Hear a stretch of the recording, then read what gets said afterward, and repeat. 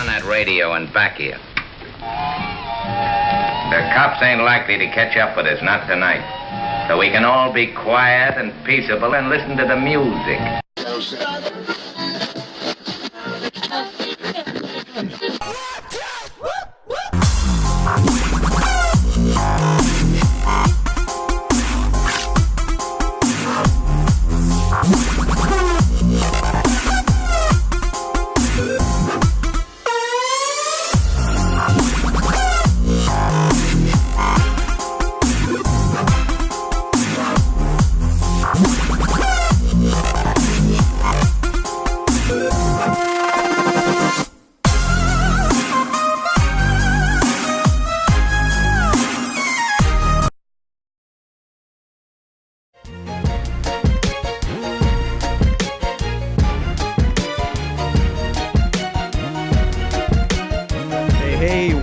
Welcome. It's Thursday. Victory. Oh, you got the Come victory. Come on now. Jimmy Fallon had her on, man, the other night. She tore it slap up. Yes, she did. It is Thursday. It's 3:30. And we had the Keep It or Crush It show today, man. Keep it or crush it. I'm going to tell you something, man. This show is going to be absolutely off the chart amazing because of the individual talent and knowledge and hustle and focus and success that we have on the show today. And you know what? I want to throw a word out there, man, that you might not hear very often when you think of the six people that we have on the show today, and that's humility. And I'm going to throw that word out there because I'm going to tell you something, man. These guys are and gals are extremely successful, but I'm going to tell you something, man. I know most of them personally, and they will give you the little shirt off their back, and they do this. Make no mistake about it, man. They love making money, but I'm going to tell you something, man. What gets them and keeps them up at night and gets them up in the morning is helping people get to the next level. And that's what fires me up about every person that's on this show today. Yeah, I've seen every one of them, Dave, really go out of their way to share. In fact, that's what they're doing today. Mm-hmm. They're sharing with dealers, with us, with listeners, how to maximize the opportunities we have, some of the best practices, what we need to keep, what we need to get rid of. And we're going to hear it from, I referred to them this morning on a Periscope as the heavy hitters in the car business. And that's exactly what they are. We're going to hear from the most successful. Absolutely. And you know what's crazy? It's every show, and I want to thank our guests and listeners. I want to thank our listeners to Auto Dealer Live. The show's growing and gaining momentum, and it's because of you that we can have a show like this, because today's show really is a culmination of the shows that we've been doing this year so far. This year was kind of a paradigm shift for Auto Dealer Live. We went into, what we really felt the right direction for our show, and we've been discussing, we've picked five. Okay, we picked five of the most controversial, so to speak, and really up in the air in some degree, kind of 50-50, 60-40 split that you guys are talking about based on shows that we've done this year. And we brought five of these topics to the guests that are on the show today, and we're going to discuss, hey, keep it or crush it. And you will be surprised that really, honestly, man, we asked every one of the guests earlier to weigh in on. And we have some really, really cool results. It's going to be a phenomenal show, and there's going to be some surprises, Dave. Yeah, and I was surprised by some of the answers. Of course, as you just mentioned, we were privileged to hear sort of where they stood ahead of time, and I was surprised, and I think our listeners will be as well. But each one of these topics, Dave, are something that a dealer has to make a decision on, and how he approaches them or how she approaches them. Right. So it's going to be amazing. Each one of these topics carried an individual show. Now, just like you said, it's the culmination of all of these topics, and we'll hear the Keep It or Crush It from the leaders in the industry. Absolutely, man. Thank you guys on Twitter. We're already trending today, but let's blow this thing up. Let's break Twitter, put it back together, and break it again. We've got people that are all over social media on the show today. And we've got some heavy hitters, as Dave and I have alluded to. But before we get these guys and gals on the phone, we've got a couple of minutes here. We got 5 minutes before the panel starts. I want to talk about, some things that are coming up with Auto Dealer Live. We're going to be, next week, you and I have got the privilege of visiting in Orlando, the Women in Automotive Conference. We're going to be there with Subi and Jody DeVere, and just really have a great group of ladies predominantly really trending the auto industry. And we've got the privileged opportunity of during one of the keynotes, moderating and interviewing some top women in the auto business. I'm excited about that. Yeah, absolutely. We'll be talking about attracting women to the automobile industry, how to attract them, how to retain them, and that Women in Automotive conference is absolutely blowing up. They're having a huge job fair leading up to it for women in Orlando area. It's going to be amazing. Absolutely, and then I'm very excited. Obviously, we have shows that are just really booked out for the next couple of months, and I'm also excited though. In October, you and I are going to be broadcasting from Digital Dealer again on the 19th Digital Dealer. We're there in Vegas in October, and you do not want to miss that. This is getting better and better, in my opinion. I'm going to be doing a leadership and a sales workshop. So if you're out in Vegas, come by and check us out, see us. We've got some scheduled interviews that are on the agenda officially for Digital Dealer, and make sure we tweet out our code if you want to save some money. And you haven't registered already, you need to. But listen, man, this is Keep It or Crush It. We're going to be discussing topics today. We're going to be asking these experts about Foursquare. And we're going to be asking these experts about an up system. We're going to be asking them about TO, whether to TO or not to TO. You know, that's the question. Yeah, and we're going to talk about direct mail. We had the show, Is Direct Mail Dead? And wow, we had an overwhelming response. It was difficult to find someone who was against direct mail, but we got some surprise answers today for you. So stay tuned to that. And also, specifically salesperson, self-branding. Yeah, we actually had 2 shows within the last, I'd say 6 weeks, maybe 7 weeks, 2 shows dedicated to self-branding. Now, when we talk about self-branding, a lot of times, I mean, look, there's no doubt the guests that we're bringing on today believe in branding. We believe in branding. We brand ourselves. We brand our show. They brand what we're doing. I know Grant Cardone, who's on the show today, is on Periscope as we speak, talking. I mean, he's branding himself. Sure. But what we specifically want to discuss, and this is where the 2 shows, by the way, went to, and that is salespeople self-branding. And we got the weigh-in, or the answers, so to speak, from our panel, and we're going to bring that to you. We're going to give them a chance to keep it or crush it. And I'm going to tell you, man, you don't want... Look, man, I want to tell you something. You're going to be surprised on some of the crushing. You're going to be surprised. Yes, you will. I was surprised when I found out where some of them stood on some of the topics. Absolutely. You're going to be surprised on some of the crushing and some of the keeping. And, we have some really, really unique opinions when it comes to keep it or crush it, man. Yes. Would you agree? 100%. Absolutely. So should we keep our producer or crush him? I think we're going to, We're going to keep him. Yeah. He's good. We'll keep him. Really cool, man. Really cool. Hey. Keep it. Oh, there it is. Come on. There you go, Mike. Or crush it. Hey, Mike. Let's do this, man. We have 2 minutes before the panel. I don't want to take anything away from our sponsors. Let's roll into a couple of minutes of commercials. We'll start the panel, guys, right here on time. It's 3:39. We'll be back in just a minute with the next up. And that is the awesome, amazing panel on Keep It or Crush It. We'll be right back. He's trying to save the advertising world. He did it. He did it for your business. He is Pineapple Advertising. Moving on here, Dave, I wanted to read a question that came into the show. This comes from a dealer viewer that states they're at 1.67 hours per repair order in the customer paid labor in their service department, are in the bottom 50% in the nation with their survey scores, and continually struggle to get their customer retention above 40%. They want to know if we know of anyone they can contact to help them with this. Yeah, that's a great question. And the viewer shouldn't feel bad because, Dave, half of the dealers are at those kind of numbers or lower. And the great news is there is a solution. It's Jeff Cowan at Jeff Cowan's Pro Talk. Jeff is considered the creator of the modern day walk around and selling process in the service drive. You're right. Jeff is the best.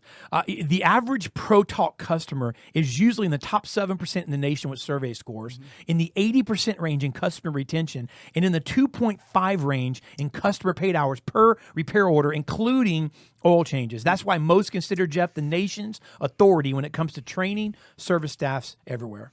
Yeah, and Jeff's real easy to reach too. I mean, you can call Jeff today at 1-800-248-2931, or you can reach him through email at info@jcowensprotalk.com. He's easy to reach and offers in-store, on-the-drive training, workshops, and virtual training as well. Call Jeff today.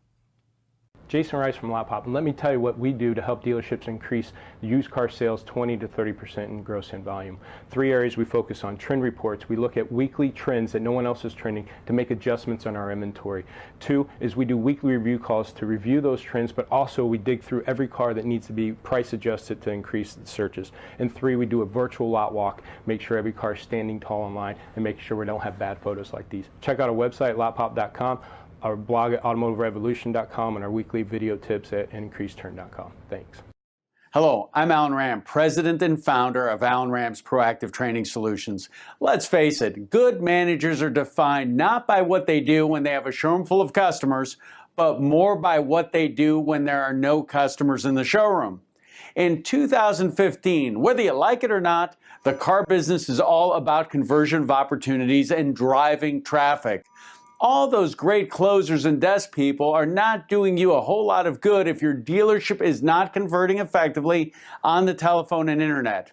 As an owner or dealer, when you see 5 salespeople standing by the front door doing nothing, don't kid yourself. Your dealership is not being effectively managed. Management by Fire is a 2.5-day intensive course conducted entirely by me that teaches managers how to effectively manage in today's automotive industry. Simple processes for driving high-quality traffic. For more information on upcoming events, please call my team at 866-996-4665. Once again, 866-996-4665. Thank you. Great mountain guru.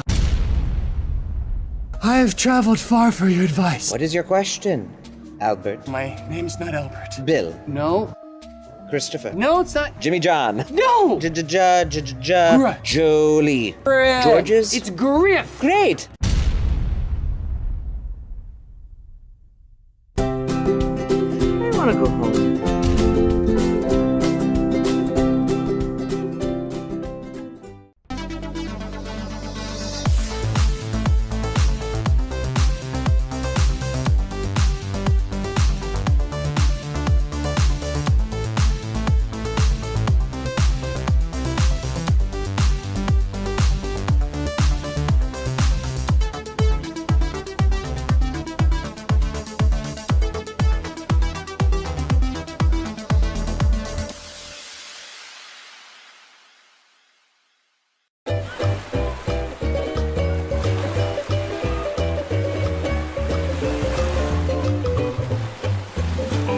Fall in love with your advertising and production.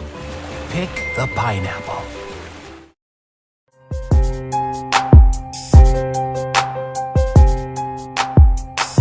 We're gonna bring it right in. Is everybody on?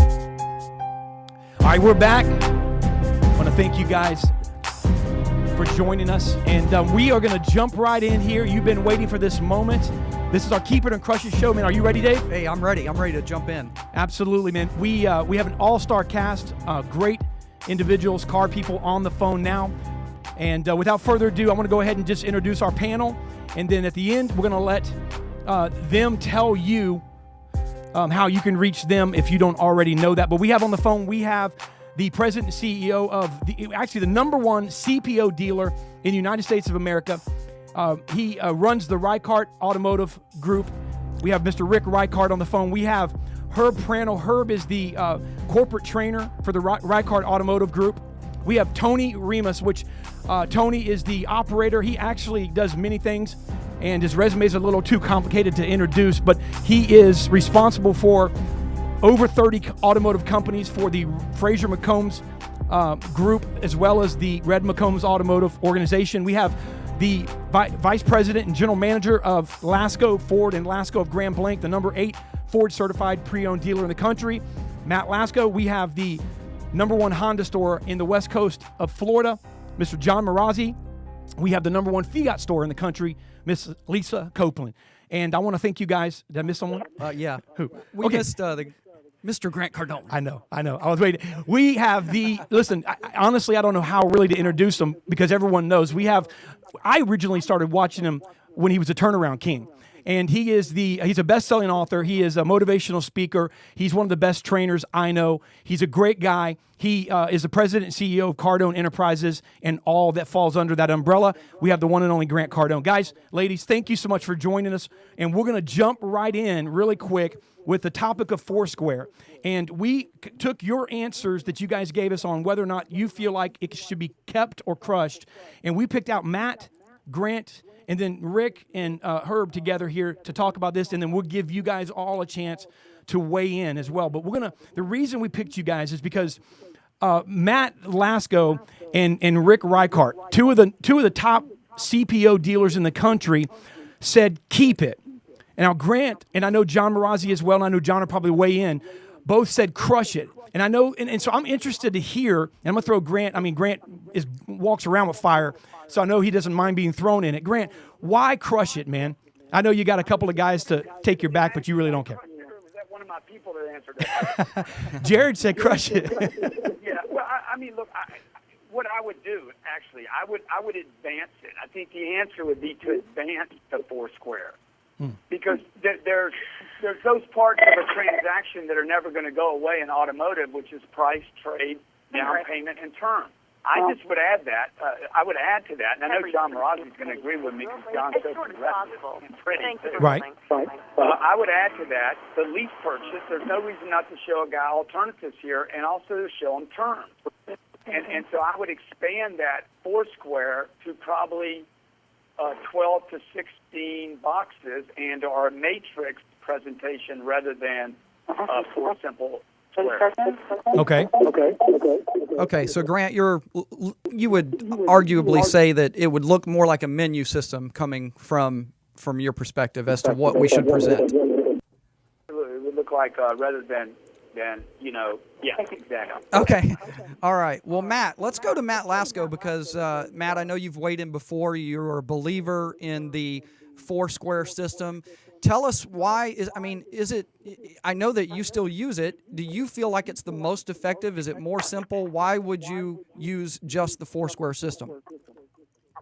Well, but believe it or not, Grant said almost exactly what we've kind of evolved to is we do run a Foursquare because we feel like those 4 key points are what you've got to talk about. But we do set up a side-by-side lease on every new car inquiry.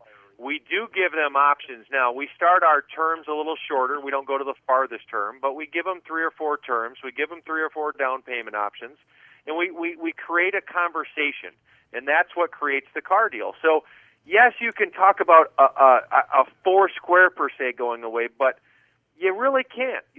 The style of conversation a Foursquare creates, talking about a trade-in, vehicles we've seen like yours, not a set value of their car, it tees you up to have the chance to find their goal, retain a little profit, and make the transaction still very transparent to a customer.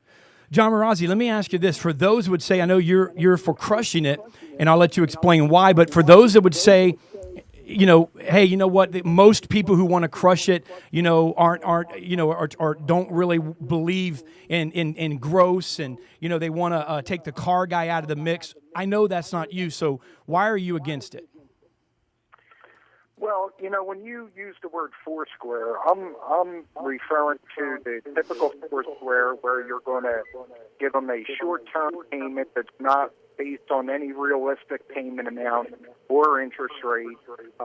You're going to use a sale price that's inflated, not the internet price. Mm-hmm. So when we talk about penciling the deal, what you're going to do is you're going to pencil the deal with realistic numbers that the customer is going to be able to digest, understand, and it's going to be comparable to what research they've been doing on the internet or talking with the banks or the credit unions. The days of peeling them off the ceiling with these super high numbers thinking you're going to move them, all it does is insult today's, educated customer, and you're going to wind up, throwing out or losing a third of the people that you even have a chance to pencil the deal. Hey, Rick, Rick, you want to weigh in on that? I'm going to go attempt to see now. Rick Reichart? All right, we lost Rick. Trump in this presentation, by the way. Yeah, Rick's here. He's on. We'll work on his audio. So we're going to move along here for a second then, and let me ask you guys. about the up system.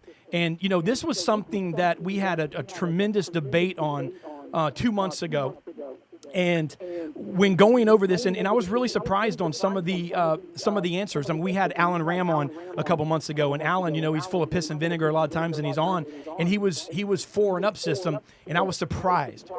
And Grant, you know, I'm not surprised you're against it because obviously, you know, your motto is the strong rise to the top.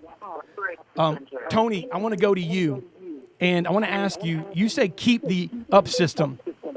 Talk to us about that a little bit. You have multiple points, domestic and import, and talk to us about your perspective on that. Tony Remus? Okay, Matt, I'm going to ask you. You are. How's the up system work right now? Yeah, Matt. Well, you're asking Matt about the up system, guys? Yeah, go ahead, Matt. Go ahead, Matt. Yeah, I mean, in my opinion, the up system kind of can curtail to the person that's not hungry, and it can take away from some of your superstars. So we currently have a set lot coverage plan so that we always have a salesperson on point, new cars, used cars, front lot, back lot. They sit in a golf cart with a walkie-talkie, and the second they take it up, another salesperson replaces them. Mm-hmm. But when you put them in a line or you have them pull a ticket and you say you get the next guy walking in, the hunger factor goes away. And I don't know about you, Grant, but I wouldn't want to have my people, my best guy get 1 out of every 4 shots, and then my laziest guy get 1 out of every 4 shots, and kind of see how my success comes out. I want my hungriest, most quality person to have an opportunity in front of the most people they can possibly be in front of, with still being able to handle a customer with good satisfaction. So I say, crush it. Crush it. Okay. Did we get Rick Reichart? Okay, so we're working on getting Rick and her back on the phone. They were on with us. And yeah, please do, Grant. Yeah, this is not an automotive thing, but I own a bunch of apartments in 7 states. And when somebody walks in to lease my apartments, I mean, you guys want to talk about an aggressive, compressed, very tight market. Mm-hmm. You know, it's the apartment market. So I got somebody walking in. I'm like, hey, look, the deal here is if the guy puts half a foot onto our property, I need somebody in his space saying, welcome, great to have you here. As long as if they drive through the great gates of my property, I have a camera out there that notifies the management team. Hey, man, somebody just drove on the property. I want somebody going out there saying, hello, what can we do for you? How can we help you? Because my only advantage in an apartment deal, and probably the same thing is true for automotive, is the people, the energy, and the enthusiasm and the interest that you are showing in that customer. Yeah, so you're looking for someone that wants to go out and help someone out versus someone that's maybe being told, hey, it's your turn, you need to go out there. I'm thinking about the customer, and I think it's the manager's responsibility to make sure somebody goes out there like Superman and make sure the customer's greeted properly. Yeah, I agree with Grant. Yeah, go ahead, Lisa. I was actually coming over to you. And one of the things I was going to ask you about, Lisa, because we see that you are for an open floor, not the up system. But as a dealer, how do you prevent the crowd of salespeople out front that may be intimidating to the customer when they pull up? Is there some way to manage that? Yeah, you know, you just tell them, break it up. I pretty much tell them one bomb will kill you all. I don't like it. You know, I don't believe in an up system. I think if you're hungry that you're going to go sell a car. And to Grant's point, you know, I don't want my customers talking to somebody just because he happens or she happens to be in the lineup. I want them to talk to somebody who's eager and excited to go out and greet that customer. And so I say crush it. Crush Do it. not like the up system. Absolutely, and we're working really hard. Herb just tweeted and said their audio was a little messed up, so they are trying to get back on it. Do we have Tony Remus on? Okay, and Tony also texted me and said he was running into some issues. He's traveling, but we're going to get these guys back on. So really right now, I think what happened, Grant, when you and Matt and Lisa, before Lisa spoke, started saying crush it, they hung up. So I'm not really sure they wanted to stand in line and get in the up system of these lines of question. I don't know, man. But, you know, I was really surprised because back here. He wants to jump in and jump on everybody for not saying keep it. Uh-oh. Is that Rick? Hey, yeah, listen. Rick Reichert and her panel here. All right. Today's day, the superstar salesperson. You could have an up system as long as you have a way to stop people out there. My scenario is I still feel like the lost opportunity is the people that drive through the lot, and we never get them into one of our cars. And I feel like if I don't get some of my best salespeople out there, I might lose the chance to get someone to test drive a car. Hey, Grant, I mean... this goes hand in hand with one of the other keep your question questions, which is about the TO. Mm-hmm. Because if you've got a sales process where those guys are trained, they're out there doing the customer welcome, and instead of walking the lot, they're bringing them in the showroom, the way those boards are designed, you're TOing right off the bat. You're getting a manager. Yes, sir. Excited to go out and pick out a car. They're excited to test drive. They can't wait to come back in and meet that manager to sign that test drive agreement. So it has to go hand in hand. If it's not part of a solid sales process written in stone that they all understand and they follow every time, it's all worthless. Hey, Grant, go into the... I just want to add something. Sure. Because, again, I don't sell cars here, but I'm selling probably an audience that's even harder, which is you freaking car dealers. Which I'm the only one here Amen, that sold brother. a car dealer. So we do too. Amen. Yeah, David, you know, right? So when we hire new people here, dude, I would never let them take one of my phone calls, ever. They're brand new. They need to call the people I can't get to. I mean, just a flip look at this, all right? I don't want my new people handling people that are already interested in my product. They need to go start from the scratch the way I did when I was 28, where I had to go knock on a door and get somebody to even pay attention to me. So I would just say, man, what are you doing having new people wait on customers that you got $400 invested in because you said, come see us? Rick? Amen, man. And if you've got people waiting around, why aren't they working the service drive? Why aren't they working every other profit center in your dealership, finding every opportunity and prospecting like a madman all the time? I'm going to, guys, you know, what we do, our sales process is the sales managers go out in the beginning and greet the customers. So once the salesperson has sat them at the desk, they go out, they introduce themselves, and they tell them, I'm the guy in the box. I'm the guy behind the desk. I'm the guy that's going to work your car deal. So, you know, now they know each other. They've got a relationship, and now all of a sudden the guy behind the desk or the gal behind the desk is no longer a mystery. They've already met him, and they've built a rapport. So we kind of work it backwards, and we started doing it a year ago. It's been very successful. Lisa, we do the same thing at our Ford store, and yesterday I had a young lady who had been to like 9 stores, and she was leaving a deposit to pick her car up in the morning, and the sales manager grabbed me and says, hey, this girl wants to meet you, and we come out and we talk, and she literally said, hey, this is the first dealership that it didn't feel like the Wizard of Oz was giving me my payments. Right. Because they never meet the guy. I'm going to ask my boss for a deal, but they never meet him. So I think you're right on point. That part is as more important as anything. Is you've got to, the TO isn't at the end of the sale. The TO is when you first start the sale. And then it's much easier at the end because I do have a mandatory TO at the end if they don't sell the car. But they've already met. It isn't the wizard, to your point, that comes out from behind the desk. It's the person who they initially met, built somewhat of a rapport with, and now that person's coming out and asking for their business. John, you know, and so it works. I think, we saw our closing ratio probably go up 23-24% just by that one little tweak. Let me ask, absolutely. Let me ask John Marazzi. It's not fair necessarily. That's the name of the game nowadays, Lisa. You've got to get this Herb panel over here, record. You've got to get the customer expects complete transparency whether they're shopping online or when they come into the dealership. And if we take away that veil or the mystique that has been lingering in the automobile industry for years, and we drop that veil, we get people out there to greet them, upper management people, it all turns out better in the end. And that's the name of the game. And that's what the customers are looking for nowadays. Complete transparency on the internet and complete transparency when they walk in the door to finalize their agreement.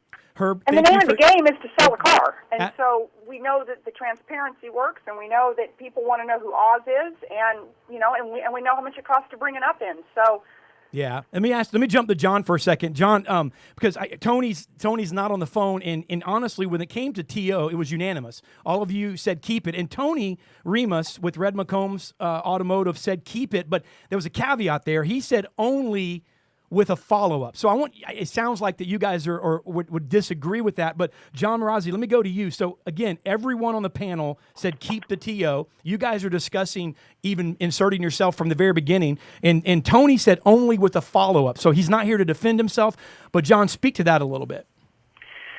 Well, whether you're talking about an up system or TO, what you're really talking about is controlling the traffic in the store. You want to make sure that each and every opportunity is getting a full presentation demonstration right up, and we're giving everybody figures, and we're talking about assuming they're going to buy a car and giving them the chance to actually buy one. A TO should not be a typical, why aren't you buying a car? A TO should be done by a person that's going to give them new information to make a new decision. The TO should be talking about what can we do? Can it be model up, model down? Is there an alternative? What questions do you have? Possibly an informational brochure that they put in front of the customer, they talk to them. But more importantly, it's a utilization of the website. It's turning the computer screen to the customer and saying, can I show you a couple things? And on your website, you should have your unique selling proposition that you can go line by line to and show the customer what you do, how you do it, and why you're different, and mainly how they can benefit. So that's what. So when we say a TO, it's a TO not to hammer. It's a TO to produce a different result. Does that make sense? Yeah, absolutely. Yeah, and John, That just makes dollars. That's what that makes. and John, just touching on something that Grant said earlier. Touching on something that Grant said earlier about not placing a customer in the hands of someone that's new. Someone that's new or not prepared yet to handle that customer or give them that ultimate experience. And I know that Matt Lasco has a pretty extensive developmental plan before he puts a salesperson in front of a customer. At your store, John, typically if you have someone that's not experienced, how long is it before they're actually out there taking ups? It really depends on how that person progresses individually.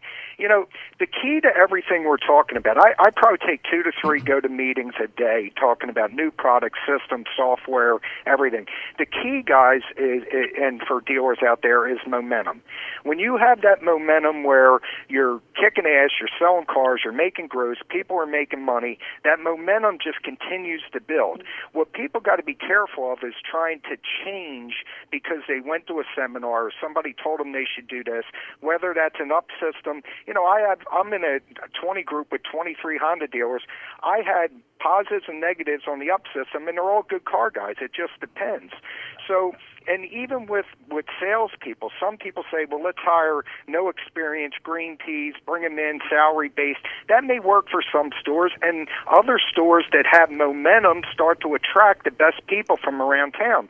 And the best people, I completely disagree with the thought that you can't teach an old car guy new tricks. If you inspire and lead and motivate and show by example, we have a cradle-to-grave internet department. Every one of my guys in that department are experienced car guys. They handle the phone right. They can actually write and respond to leads, and they do their jobs properly. So, for the guys we do hire with no experience, it may be a week or two, but, once you get that momentum, it's amazing the talent of people that are knocking on your door waiting to get in line to come in. Hey, Matt, let me ask you something. Can I mention? Can I talk a little bit about Power Hour, or is that too much of a secret? No, fire it away. Okay, because all you're going to do is Marazzi will blow that shit up and call it Power Bomb. I want to ask Grant probably the dumbest question that anybody's ever asked him because he's going to be all over this. But Grant, is this a good idea or what? And look, and I'm doing this right before the next subject, which is direct mail, because interesting. Rick and Herb have some really flashy opinions on that. But Matt said he got this, and I'll let you explain it, Matt, from a direct mail company, Grant. And you guys do this, Grant, with your training. You guys call in dealers every day. Matt has 2 times a day, 2 hours a day, 1 in the morning, 1 in the afternoon, calls them power hours. Now, this is bad to the bone to me, man. He says, when I was at Digital Dealer with you, Matt, that's when I learned it. And he says, look, guys, I have my guys stop for 1 hour a day, bring all my salespeople that aren't physically with the customer into our phone room, salespeople. I make the managers walk the aisles behind them, Grant. Now, this is going to turn you on, man. And literally, these guys are making calls to every customer that step foot on their lot. And when they get them on the phone, they TO it instantly. Hey, my manager's got an idea for you. And they hand the phone to the sales manager. Now, that's stronger than burnt cornbread right there. And Matt calls it Power Hour. Grant, does that turn you on a little bit? Dude, I can't even stand up right now. I mean, I can't. I'm stuck to my chair. I'm so excited. I just want to stop doing this interview right now and pick up the phone and call somebody. So I think 3 or 5 of you are my clients, so I have to call Remus, whatever airport he's in right now. Maybe I need to fly over there and pick him up and see if I can finally close Red McCombs for something. You know, dude, I love that. Okay, I love that. I'm gonna tell you. To me, there is no such thing. For most of you that have unbelievable products, great reputations, you've been in business so long, I would beat your customer into submission to get them to buy your product. The exchange a car dealer has with the customer today, with the amount of intention you have to take care of a customer and the product you deliver, if you got to follow them home, call them every hour, to me, the customer is the one with the problem, not the car dealership. Mm-hmm. You know, you guys are trying to please everybody because the manufacturer keeps putting this unrealistic ivory tower customer satisfaction concept onto you guys. But the truth is, for those of you on the phone, at least that I know, your intention to take care of a customer is so freaking solid, and your products are so good. If you got to call him every hour, follow him home, show up in one morning with a car over there after he said, "Don't call me again," you guys have the right to do that. Control, and I want to say one other thing about what Marazi said. Control equals money, and that's why that power hour will work. Control always equals money. The person with the most control ends up getting the most money. Yeah, and let me piggyback on what Grant said. Sometimes we're all looking for that holy grail of something that's going to sell us a lot more cars. But what's really happening inside a dealership is the majority of dealers aren't taking advantage of what they currently have. It's not who sells the most, it's who spills the least. Are you listening to the phone calls that are coming in? Each and every one within a couple minutes of the phone call. Are you reading the chats that are coming in? Do you actually go in and look at your internet lead management and see what you're actually saying to the customer in your templates? And have you improved them? And when's the last time you rewrote them? Are your people making their outbound phone calls? Like Grant. Grant's done a tremendous job talking about phone skills and showing his operation. I mean, look at the power and the energy of those people getting on the line, dialing for dollars. How many calls per day are your people making? And do you know that? And are you looking at that every day? You know, and on those outbound calls, are we calling and verifying appointments? I would venture to guess that if everybody focused on just those things, they'd probably increase 10-15% from what they're currently spending and currently doing. Yeah, that's absolute gold, John. Rick, Lisa, do you guys have any comment on that? I mean, obviously it's hard to get everybody, but I mean, do you guys have a comment on what we're talking about now, Lisa or Rick? Yeah, I do. I agree. And we have kind of a running joke here that we're going to call people until they put a restraining order on us. I mean, you have to. So, you have to stay in front of the people. And I will tell you, Grant Cardone's people are so good at calling. Yeah, they call me every day. I had a car dealer the other day tweet to me, coward tweet, telling me in the Twitter feed, "Hey, tell your people to quit calling me." And I tweeted him back, and then I called him. I said, "Dude, I would never tell my people to quit calling me. You're ridiculous. I'm an American to the bone. I'm going to call you till one of us dies, and you better hope it's you because I'm coming back." Well, Grant, I'm going to tell you, your people are what, and I'm already your customer, and they're still calling. So 2 thumbs up. That's awesome. Rick, you want to weigh in on that? This is Herb. Oh, Herb. Okay. The name of the game is we got to continue. We got to continue to follow up on the customers. And again, if they come in and they don't buy, of course we have to stay on top of them. But again, great thought processes on the internet leads and making sure you're staying on top of them. And tracking is the key. That's the name of the game. Right? We look at every phone call every day. We listen to the inbound and outbound phone calls. We grade our people to make sure they're not really turning customers off. And the name of the game is if you're not on top of your game, you're falling behind. And that's the number one thing we look at. Because if you're not leading, you're in the back of the pack. Right. Yeah, right. And Herb, I'm going to kind of take us to the next Keep It or Crush It direct mail. You had some pretty an animated response, I guess you'd say, earlier when we asked you about the direct mail, both you and Rick. Rick said that they held the funeral services for it in 2010. You said it was dead. So tell us what you really think about direct mail. Well, the name of the game with direct mail is you're reaching out to somebody kind of willy-nilly. You don't have you don't have a really good return rate on the direct mail pieces. Yes, it's good to generate a little uptick in traffic, yes, but overall, if you're relying your whole marketing strategy on direct mail, you should redirect that into digital, because nowadays with the amount of hours people are out there looking on the internet and doing research, and is down to 1.2 visits to dealerships. We would prefer to put all our money into digital and have the people calling, not even calling in, but just actually walking in the door with a piece of paper saying, I want to buy this car, because we're so transparent on the internet. We give them all the information they need. And if they call in, that means we left out a small bit of information that the customer is really looking for. So it allows us to critique our digital marketing at the same time. If people are calling in consistently with the same question, we know we need to feed the customers, thought processes on that. That's the name of the game. And it's a great subject. And, we had a show a couple of weeks ago where we discussed, is direct mail dead? It was one of the biggest shows all year. Overwhelmingly, dealers, and automotive professionals, we had a hard time finding people who said it was dead. Matt, you were on the show. John Marazzi says crush it. But, he wasn't as adamant as how, Herb and Rick responded. But one thing I want to bring up before I bring, Matt and let you guys weigh in. Again, Tony, who's not represented, he said something. He said, keep it, but then he had a caveat again, said, targeted only. Well, we had, and I'm meeting with him tomorrow, so he was supposed to be on the show, but he literally, guys, does not have an email address. Billy Facillo was supposed to be on the show. We all know who he is, right? And I wanted so bad for him to be on with this topic, because the guy's got the number one Kia store in the world. He's got 27 dealers and dealerships. And he throws out, man, the pray and spray. So where does it lie? Matt, you kind of weigh in on this, man. There's saturation, there's targeted, there's direct mail, there's Herb and Rick saying the funeral was in 2010. What's the truth on this thing, in your opinion? Well, I think that it depends on, I guess, so the Herb and Rick are telling you that they are going to only be wonderful internet dealers. And I don't knock them, because they obviously do hundreds and hundreds of vehicles in volume. What we find is that direct mail, digital, a little bit of radio, a whole lot of email, and a lot of great follow-up is what really makes you make some profits. So I delivered 43 cars last month on my new car side directly off direct mail that had never visited my dealership.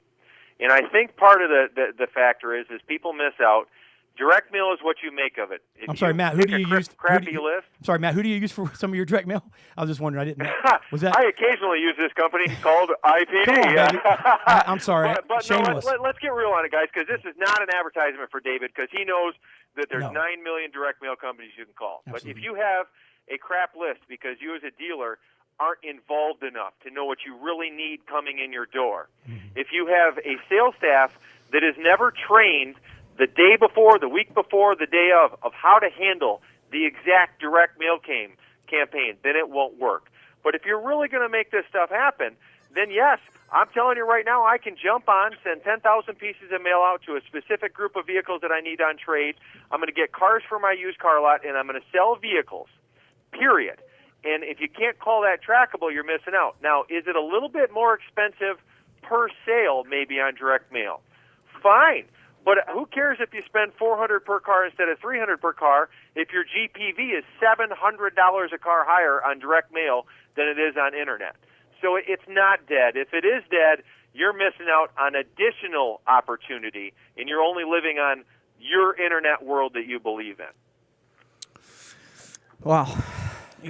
Guys, I know John said crush it. Grant said keep it. I know Grant's friends with Bill Hamlin as well, and obviously been in the car business for a while. Lisa, you said keep it, so I'll let you guys weigh in a little bit. John, you said crush it.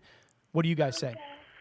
Well, I mean, that was a one-word answer. I do believe that direct mail to our database works. We do a lot of variable offer mail to them with specific upgrade options with laying out the entire deal. We also do data mining through a company called Dealer Wizard in the service drive and set up campaigns. We do extremely well with that. And I think it also depends on your brand. I think Billy does super well with Kia, because that customer may be a little bit more of a direct mail customer, and he puts multiple offers in there that are certainly appealing, and it works for him. And there's a lot of guys that direct mail works for them. You know, I'm in Tampa. We have a Honda store. I have a little bit more educated customer, so I do tend to lean a little bit more on discretionary dollars to digital. I'm a big believer in paid search. I think if you look through all the data, you'll see some of the best ROI is paid search. But ultimately, my strategy, everything we do is to get them to our website. And once we get them to our website, convert them, then appoint them. So every aspect of our business plan needs to point in that direction, and digital helps me do that a little bit more.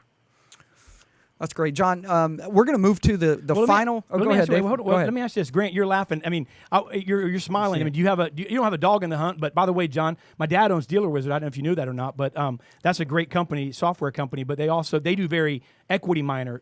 So when you do direct mail, you're doing small quantities of equity mining, correct?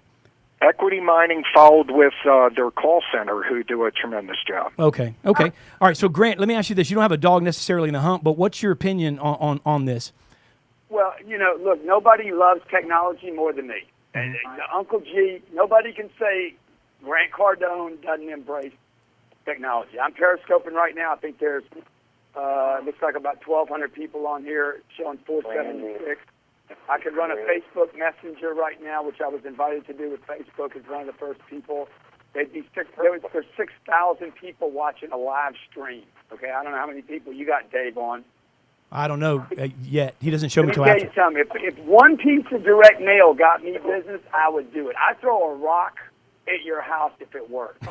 So to me, for dealers to start suggesting that something is dead, look, man, if it works, it works.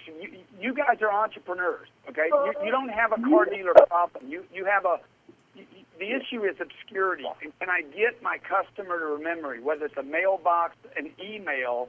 Email is going to die before postal mail does. And I'm just saying, you guys got to manage your dollars, and you see it. But somebody tells me they can get 40 pieces over a weekend with a direct mail campaign. That sounds that's interesting. Rick, hey Grant, if you could, here's an easier way to do it. You could spend $10,000 to push people to the website of your apartment building, or you could spend $10,000. And let's say you spent $10,000 and got 10,000 people to go to the website, and all of them gave you a phone number to call, right? Yeah. Or you could spend $10,000 and have 300 people show up on Friday, Saturday, Sunday in person at there. And those are the only 300 people you get contact from. Would you rather have 10,000 phone calls to make or 300 live bodies to take a shot at?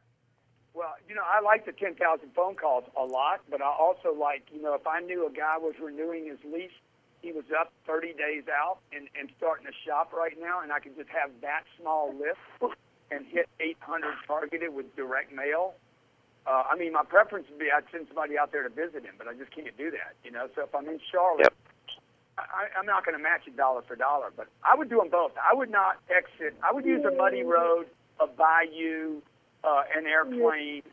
Your people need to be able to use anything and every tool available to them to drive traffic and get that momentum that Marazi loves to grab a hold of. All right, and this is the last topic, Dave. Here, that this has really raised a lot of disagreement and controversy and really some discussion. John, actually, Marazi was on one of the panels when we did this show, and actually, he's the only one that came back today and said, crush it. So I'm going to start with John, and I want to kind of set it up because, look, there's no question every person on this show, believes in branding. I mean, obviously, we all believe in branding. That wasn't the question. The question was, and of course, I know Grant. I'm assuming Jared got with you, but Jared sent the answer back, and of course, keep it, Grant, keep it, Rick, Herb, Matt, Lisa, and then Tony actually had something interesting. I don't know what the question is. I'm sorry. The question is salesperson branding, not branding us, not branding our company, but individual salespeople branding themselves. Grant, Rick, Herb, Matt, and Lisa said keep it. Tony said, interesting thing, Tony Remus said keep it, and I don't know how he's going to do this, with 0 or low turnover. And then John Marazi said crush it. And John, on the last show, you had every automotive vendor kind of, if they weren't, if you weren't their client and they didn't have the guts to tell you, but they were all, kind of going after you a little bit. And the reason is you said, look, I'm the owner. I ponied up, millions of dollars here to run this show, and I don't want some rogue bandit running around with Brandon Honda on it, when I don't know what's going on. And everybody kind of jumped on you there, John. But touch base with that, and then we'll let you guys all weigh in on this. Well, once again, they jumped on portions of what I said. The point is that if you're going to, as a dealership owner, if you have professionals working for you, it's your responsibility to make sure that those professionals are promoted and they're making money and they're happy. And when those three things happen, they're going to stay at the store.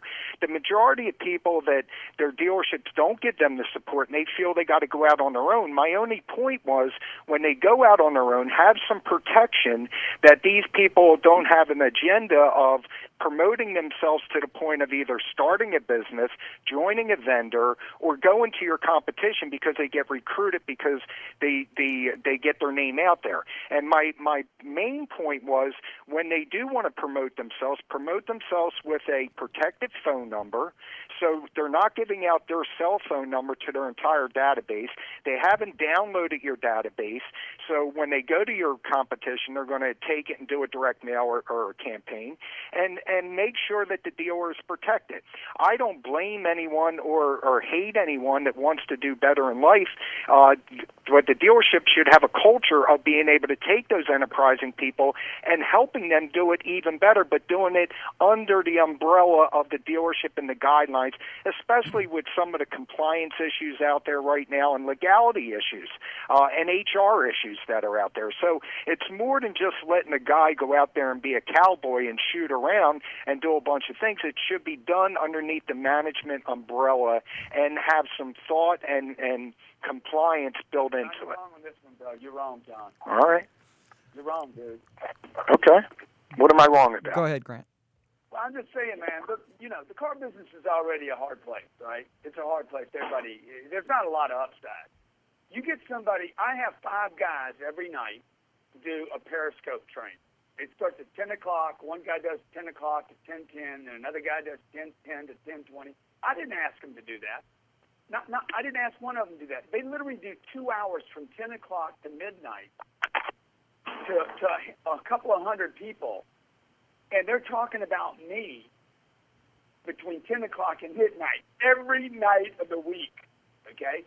Now they're doing a little piece out of Grant Cardone's material, right? So I didn't ask them to do it. This was their own initiative, John, for them to start branding themselves and becoming more valuable to our client, to have a connection and a relationship with that client, that they become more real, because I can't take every call. I can't be there all the time, So I understand your concerns, John, but guys to find really good talent, you guys got to give these guys a big game to play in where they get to be the big actor on the stage. Right. So the way to keep them is to keep buying stores, keep expanding, so the great ones that rise up, you have other opportunities for them. I mean, I have a way that I trap my guys. I let them invest in my other ventures, so they're like, dude, I'm in it to win it forever with you. Right. Oh, I agree with that. That's part of what I said. And Tony said that. He said, so now I'm kind of understanding. Obviously, we have that culture here where it's, Grant, you're saying it's a leadership, thing. You gotta rise the lid, or I guess raise the lid so that everybody raises up. Tony said only with 0 or low turnover. Matt, Rick, and Lisa, Herb, I'll let you guys weigh in on that. Mr. Lasco. I obviously have no problem with it whatsoever, and I feel like very much like Grant is, and we're a company that sells our growth. We sell where we've been, where we're going, and where they can come with us. We make people feel like this is their pride point. I have my staff randomly show up at motocross events for their nephews and pass out Lasco Ford bumper stickers because they asked me to give them to them just so they had something, not because I asked them to go do it. And I think that when you get a group of people that are promoting themselves as well as your company because they like it, then just like Grant said, our business does have a great clout over it for its employees. If they get to enjoy themselves and share their work with their friends and feel proud of something they create, then I'm all for it, and I think people should continue to do it. And dealers just need to do a good job monitoring it. I mean, fine, I'm friends with anybody that wants to be on Facebook, and if they work for me, I'm friends with them on Facebook, and I get to see what they do on Facebook. So just watch your investment, that's all. Be involved. I agree. Yeah, and Lisa, do you push your salespeople to actually self-brand? I do. You know, I feel like that people buy people. So when they come in, you know, to Grant's point, you know, so many people want to get to me. Well, you're not going to probably get to me. So I want my people in the front of the building to be the stars. And you know, and I want them to take pride in what they do. And I tell them all, you know, you guys, you know, you're almost self-employed. We have a great place to work and a great product, and I give you everything you need to build your future dynasty. And I really go at it like that. And of course, am I all about Fiat of Austin and our brand? Yes. But I'm also about helping them go to the next level. And to me, that's what keeps people loyal. You know, because they're going to go somewhere else. The dealership will not invest that in them and in their brand. So I'm not worried about my people leaving for the competition. That would be stupid. Yeah, and I think a lot of salespeople have just as much at stake, right? I mean, if you go out and you start self-proclaiming, self-branding yourself, if you're here today and gone tomorrow, it's not going to be very effective for you. Hey, Rick, what do you and Herb have to say about that? What's that? What's that, Grant? It's almost when those guys do that show every night. I work for Grant Cardone. That's what I do, and it becomes a bit of a lock on them and an investment back into who they are. And it's very difficult for most salesmen to do that. I mean, let's face it, most car salesmen are looking for a way to get out of the car business, not get up in the car business. And this is a problem for auto dealers. They're not looking for a place to go up. Like John Marazzi, John's always been looking to go up. All you guys have been looking to go vertical. Most salesmen are trying to figure out how to get out rather than how to go up. Right. And so I think that we have to help them be proud of what they do. And part of being proud of what you do is to create a great brand within a greater brand, which is us. So that's always been my 2 cents, and it's worked well. Thank you, Lisa. Let's go to Herb and Rick if you're on the line, and let's get some closing comments. And we're almost out of time, so if you could, Herb and Rick, if you'll give us some final comments. Hey, not a problem at all. I got to agree with Matt, Grant, Lisa. Having the Generation M, who's our new class of employees, be able to own it. First of all, they're most technologically savvy. They're raised in the environment of technology, and that's what they do. Even on their private time, they really do create their own brand with Facebook, MySpace, not MySpace, I'm dating myself, holy cow. You know, the Snapchat, everything like that. We allow them the freedom to do that, and, you know, by us allowing our employees to brand themselves, we tell them, we don't want them to go out there and say, we've got $199 specials on new Ford Fusions this week. We want them to show them about the dealership, show them what their personality is all about, and show them really that they can come in and speak to somebody that speaks their language, because the only other person on the other end of that social media is another person that's into social media. And that's helped hugely on our retention. We are starting to retain our Gen M employees. We're increasing the retention, tenfold. And we've got some guys that have been here 2-3 years, and they plan on staying here forever. So another good point. Let's buy some more dealerships. That way, when they get up into the big boy league, they got another place to work. We've got a new position for them. So that's our 2 cents worth on it.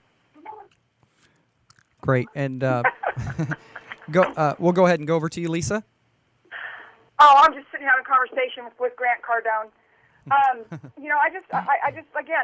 think that we have to make people proud to be in the car business. Like every single day, I tell people, I tell my people, when people ask me what I do, I'm a car salesman, and I keep America moving forward. And so I just believe that you have to be proud of what you do and help our people build a brand, and then they'll help us build our brand, and that in turn creates loyalty.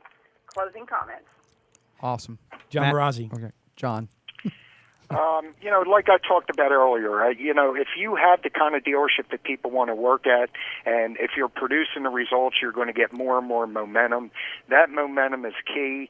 And, my point about social is, we're really talking about a handful of people in the country that are super good at branding themselves. For the most part, a dealership is also responsible to make sure that they're promoting those people. And we do that through, we do conquest and loyalty emails with their photo, their phone number. We create digital display ads that have their photo, their phone number, and that we're hitting their database with.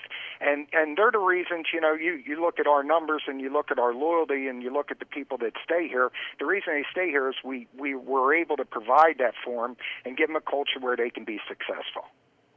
Well said. Matt Lasco. Yeah, I got to say, just embrace the fun of the car business, first off. Social media, I have no problem with it. Let your staff do it, get involved, be part of it. And when it comes down to your own system inside your store, do what works. And if it's not working, listen to what these fine people have had to say and try to adjust your game. If you're involved with the customer early, your odds of selling go way up. And live people, no matter what anyone says, that are inside your car dealership are the most important client you have. Here. And Grant, if you can give your closing comments. And also, man, since you're the only non-dealer, tell everybody at the end what you've got going on and the best way someone can connect with you currently. Dude, well, I'm going to make my announcement. I'm running for president. Come on. Let's do this. I've been waiting for me and John Marazzi running for president. Come on. Okay? We don't know which one's going to be the president, vice president, but we're going to make our own run at it, John. What do you think? Sounds good, buddy. You'll be a great VP. Oh, Wow. I'll be a Secretary of Defense and have my own computer at home.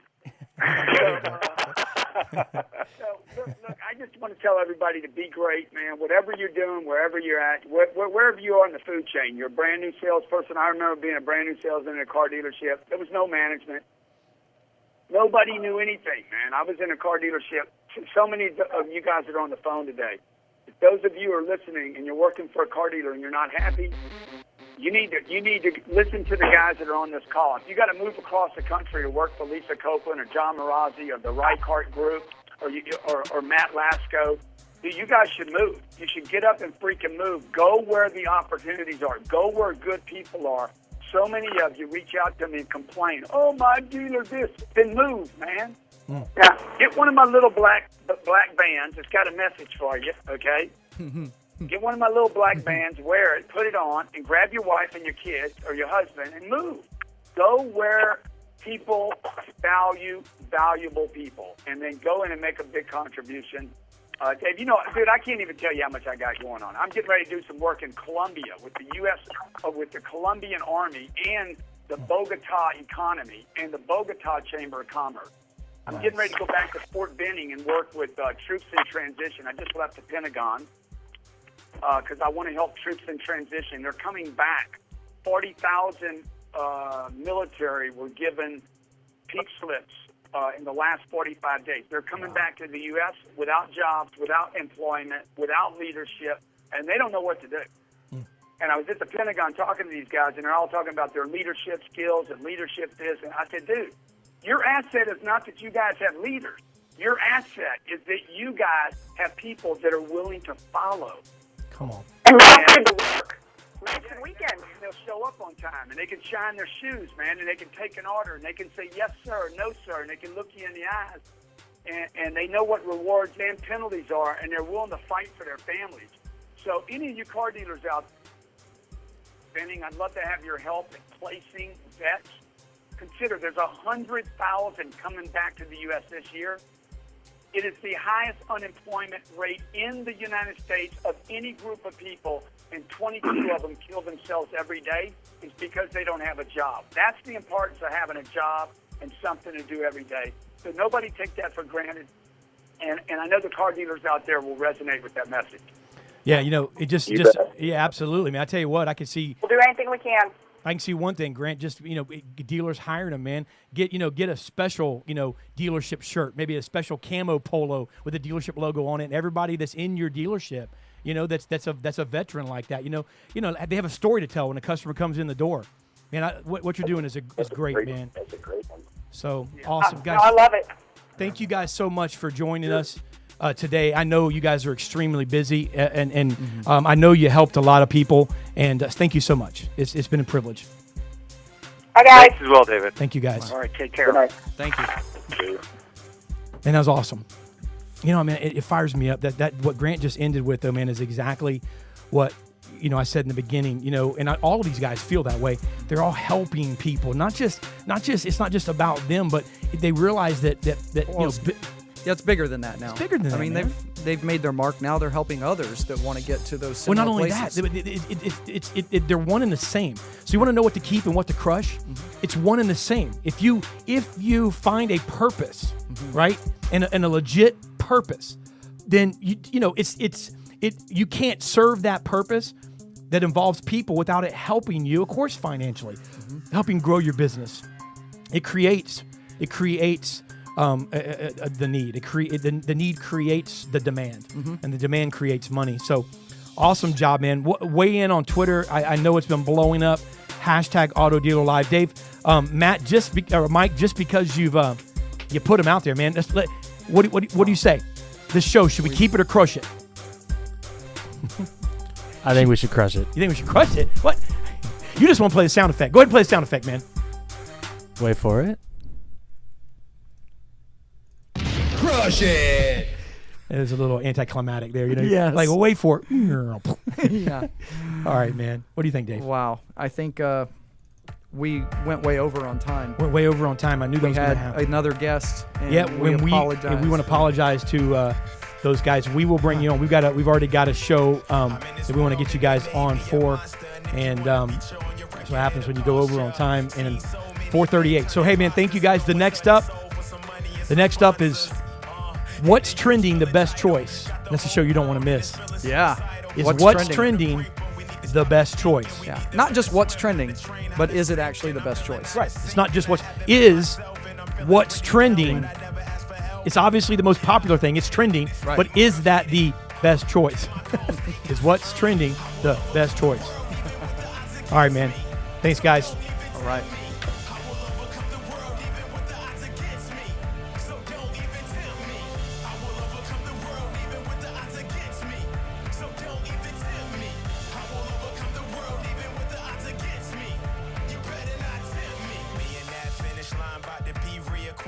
And I know I need to stop getting agitated at whatever the world throws at me.